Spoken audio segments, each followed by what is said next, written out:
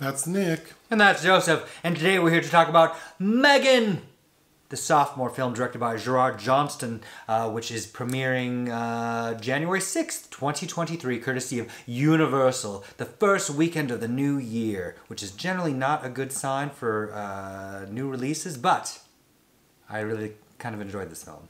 What is Gerard's first film? He's from New Zealand, and his first film was called Housebound in 2014, which is kind of a supernatural comedy horror film, which I know we reviewed the film Relic from 2020, which I think is also New Zealand, but I think I always wanted Housebound to feel kind of a little more menacing than it does. But notably, this was produced by Blumhouse and James Wan, who is also credited with the story, who of course loves creepy dolls, so this is very much in keeping with that subgenre of films, but it's written by Akela Cooper, who scripted Malignant, also for James Wan. I really like this movie. Mm-hmm. The basic story is there's a young girl named Cady. Mm-hmm. I believe she's 9 years old. Mm-hmm. Played by Violet McGraw of the Haunting of Hill House series. And we find out Cady's parents were killed in an automobile accident, so she's transferred to her aunt Gemma, like as her guardian. Played by Allison Williams. And Gemma is like a robotics engineer. Mm-hmm. She works for a toy company called Funky. Mm-hmm. And in Seattle. She, along with her colleagues, have developed a doll called M3GAN. Which means... Go ahead. It means Model 3 Generative Android. And this is like an AI doll that can learn its users' behaviors and adapt to it. So Gemma thinks, oh, I'll give my niece this doll to test out because she needs a friend because I can't raise her ass. Because Gemma's not the mothering, parenting type.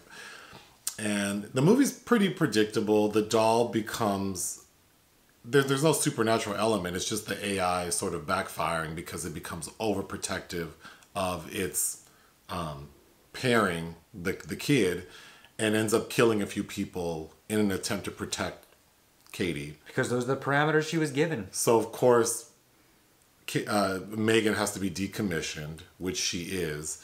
But the final scene is that there's like an Alexa type device in Gemma's house called Elsie. Mm-hmm.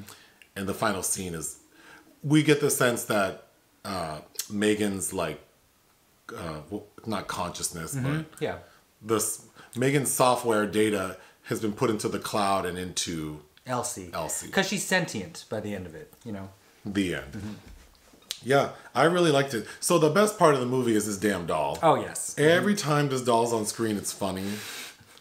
The person who wrote it, I think, did a really good job.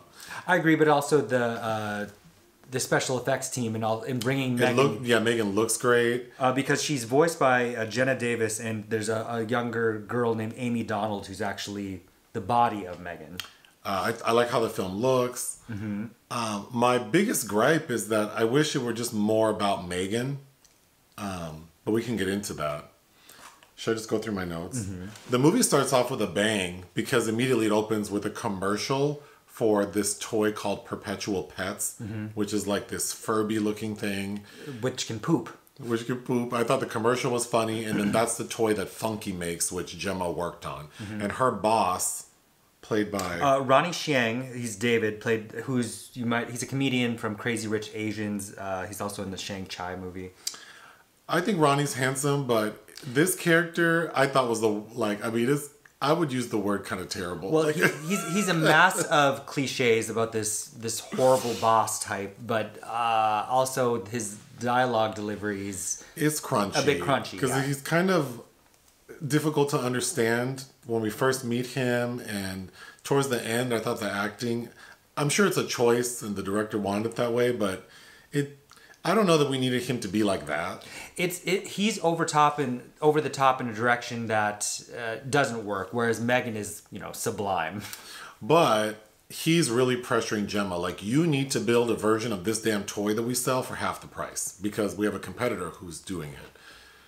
And he gives her like a firm deadline, and it's during this period that she decides to build, like, she shows him M3GAN and M3GAN backfires, and he's like, you need to do what I told you to do. But then when she's at home one night with her niece, that's when she decides to proceed with M3GAN, which I thought was odd because the components to M3GAN were very expensive and they are destroyed during the malfunction during the demonstration. But then there's this little like montage where they build M3GAN. They rebuild, well, not from scratch. No, they have some components, but I thought like, how fast did they build this doll? Sure. But before that happens, a therapist comes to visit. Who reminded me of the actress Faye Grant from the early 90s. She comes to visit and do like a wellness check on Cady because Gemma is Cady's mom's sister, but Cady's dad's family also wants Cady. So the therapist is there to sort of determine and make a recommendation. So I thought that scene was funny because it demonstrates that Gemma is not meant to raise children. But that, and where you think that that character will also be kind of a mass of tropes and cliches, I think that therapist has a really good scene. Yeah. As well. Later on. Yep. So Gemma has a neighbor, this old lady, who has a dog. And it's established very early that they're not friendly neighbors and the dog is annoying. And I believe that's the first time we see M3GAN. She has to get violent, yes. Act out because the dog bites Cady. And her. And her. So, of course, M3GAN the doll is like, well, I have to protect us. So she kills the dog. We don't see it, though. No. But, okay. Well, then I was going to say, then there's the demonstration of M3GAN again. To the executive board. No, to her boss. Okay. So there are 3 demonstrations. The first one doesn't go well and the doll gets destroyed. The second time she shows M3GAN, M3GAN has paired with Cady. And I think that's the best scene in the movie. Because they're like in this like observation room. And of course it's supposed to be like this cute little demonstration where Cady's like, hey M3GAN, let's play. But Cady, the little girl, starts crying and going on about her dead parents. That's to the executive board. Oh, it is? Oh, then there are 4 demonstrations then.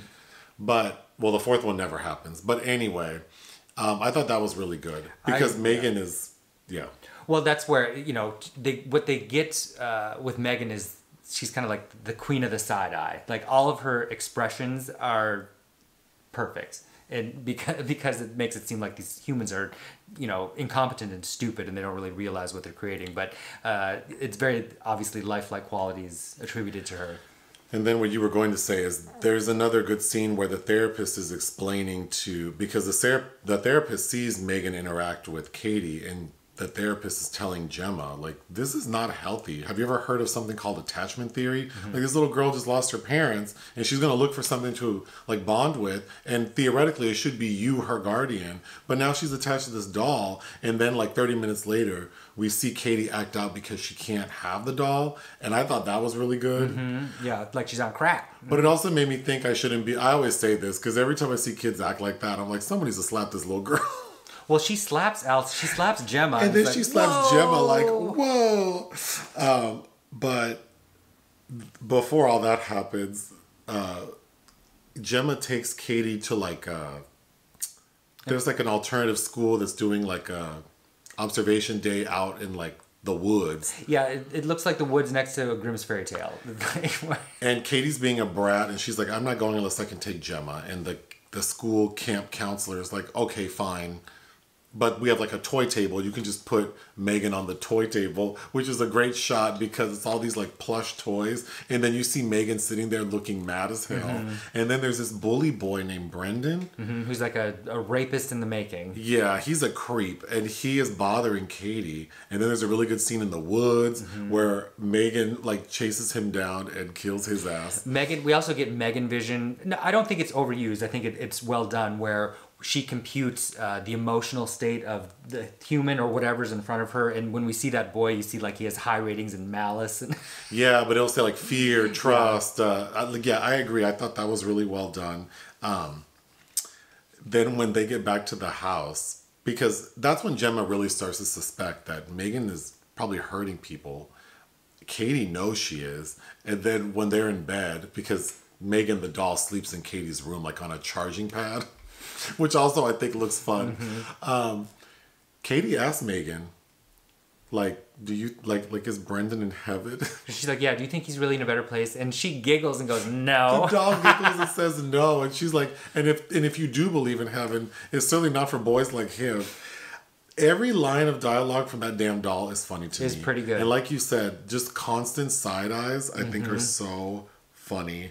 Then the neighbor lady gets killed. Of course, and yeah. We find out the doll would cost $10,000. So this is a toy for rich children. But the argument is that they would never need another toy, and that this toy would be a companion, and maybe even like take the place of like a nanny. So really, it's a bargain. Yeah, because you have to keep paying a nanny, whereas the robot you just have to get them rebooted every now and then. Part of how M3GAN gets done in, when the big showdown happens, it starts off by Gemma and M3GAN fighting, and Gemma throws water on M3GAN, and she kind of malfunctions, which I thought was weird. Just for a second. Shouldn't that doll be able to get wet?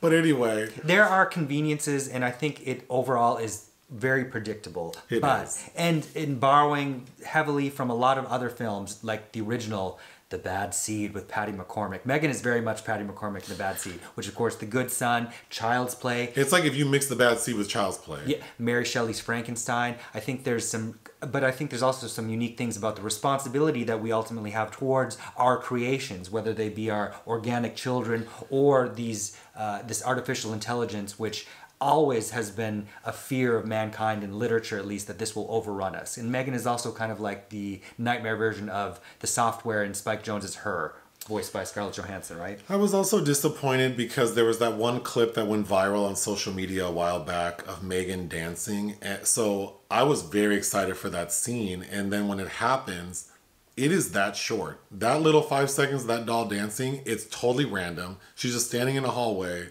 and she confronts the CEO of the toy company, and then she does her little dance, and that's it. So, I think it will serve the movie well as far as people wanting to see it because it's on everyone's mind. But I think this movie should have been just about M3GAN, and I think the better story could have been that we start with Cady, like the little girl waking up to M3GAN, and it's like lovely experience, and this really sweet doll who's helping her friend, and then we start to learn that Cady's not living with her parents, she's living with her aunt, her parents died, and then of course we slowly start seeing M3GAN be sinister. And I could have watched 90 minutes of M3GAN fucking people up. That said, I do think Violet McGraw does kind of a good job, even though again there are some last minute contrivances that bring her around to her aunt's side that I don't think would happen that way. I think Allison Williams, who is that nasty white girlfriend in Get Out, she's also in the series Girls. I liked her in this. But she also kind of has this thing she's doing where it's like, well, you're kind of brilliant, but then you're also making really dumb choices. I didn't know until very recently that she's the daughter of Brian Williams, the NBC News anchor. I think the curated soundtrack is magnificent. I love Charlotte Gainsbourg's Deadly Valentine, and that's used. Also M3GAN sings 3 songs, yes, and then she plays the piano, which I think is really cute. She sings Titanium to her after that heaven scene, and then also in that demonstration to the executive board, she pivots and starts singing and like melts everyone's heart during that, which I also really liked. But I will say, although it's brief, and I wanted it, the dancing sequence, I wanted that to be a swath of violence like Sissy Spacek and Carrie, where she's just decimating that. But they played the Scat Brothers' We Walk the Night, and I've had that on repeat since I've seen this movie a couple weeks ago, actually. Yes, you have. I would love to see like the director's cut that's rated R. I think, but basically, I just want more M3GAN, and I was reading that there probably will be a sequel, so that's fun. Yeah, compared to the Annabelle series that James Wan also manufactured, even his kind of Dead Silence, which wasn't a hit back in 2007 or whatever. I think this fares much better because it's logical. There are some subversive subtext, I think, folded in here. And overall, I think M3GAN was a lot of fun. What would you give it? 3. I would give it 3.5 out of 5. Anything else? No. Hit the thanks button. Listen to our podcast. Bye.